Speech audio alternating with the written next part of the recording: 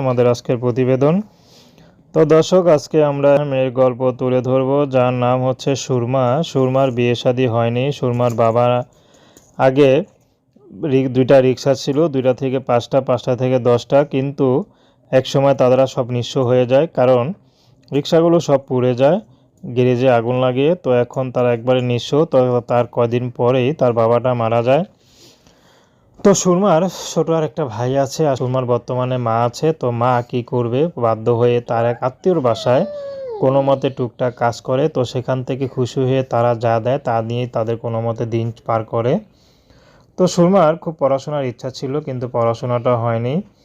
তো সুরমা এখন ইউটিউবে এসেছে ভালো একটা জীবনসঙ্গীর আশায়, যে তাকে একটু ভালো রাখবে, ভালোবাসবে।